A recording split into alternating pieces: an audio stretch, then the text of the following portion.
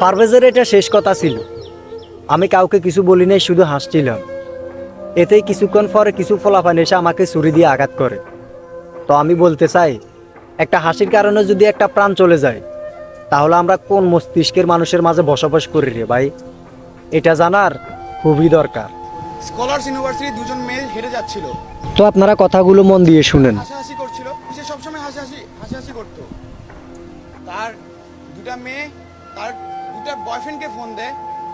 এটা নিয়ে কিছু কথা কাটাকাটি হয়। ক্যাম্পাসের সামনে কথা কাটাকাটির মাঝখানে প্রক্টর অফিসে নিয়ে যাওয়া হয় তাদেরকে। প্রক্টর অফিস থেকে সুন্দর মতো প্রক্টর বডি মীমাংসা করে দেয়। মীমাংসা করার পরে দুজনের দিকে চলে যায়। তার কিছুক্ষণ প্রক্টর বডির মাঝখানে দুজন ছেলে, পিয়াস আর মেরাজ, ওরা প্রক্টর বডির অফিস রুমের মধ্যে তারা হুমকি দিয়ে থাকে। তারা হুমকি দিয়ে, তোরা বের হ, আমরা তোদেরকে দেখতেছি। ওরা কিছুক্ষণ পরে খাওয়ার জন্য বের হয়েছিল। এর মাঝখানে কিছু সন্ত্রাস এসে তাদেরকে আমাদের ক্যাম্পাসের সিঁড়িতে মেরে দিয়ে চলে যায়। এই ঘটনার স্থলে সে সর্বোচ্চ 10 থেকে 15 মিনিটের মধ্যেই ইন্তেকাল গ্রহণ করে। সে আর আমাদের মাঝে নেই।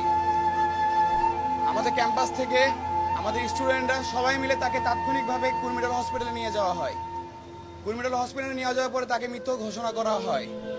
এরপরে কেন্দ্রীয় ছাত্রদল সভাপতি রাকিব ভাই, কেন্দ্রীয় সাধারণ সম্পাদক নাসির ভাই, তারপরে আমাদের বেসরকারি বিশ্ববিদ্যালয়ের সভাপতি হুরারা ভাইয়া, বেসরকারি সাধারণ সম্পাদক বিন্দু ভাইয়া, সবাই আমাদের সহযোগিতা করে। তারা থানায় আসে।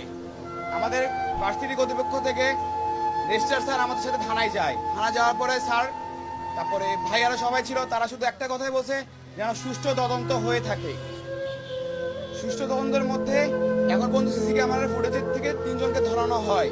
3 জন আসামি এখনো আমাদের থানার মধ্যে আছে, তাদেরকে জিজ্ঞাসাবাদ করতেছে। আমি শুধু এইটুকুই আপনাদের কাছে বলবো, আমাদের একটা ছোট ভাই চলে গেছে, এরকম আরো অনেক ছোট ভাই চলে যাবে সন্ত্রাসীর হাতে। কোন সন্ত্রাসী এগুলো করেছে, আমি শুধু জোর দাবি জানাবো, তাদের যেন আয়ত্ত নিয়ে আসা হয়, তাদেরকে যেন উচ্চ শাস্তি দেওয়া হয়, কারণ আর যেন কোনো মায়ের কোল যেন ফাঁকা না হয়। আমি এ দাবি, এ প্রত্যাশা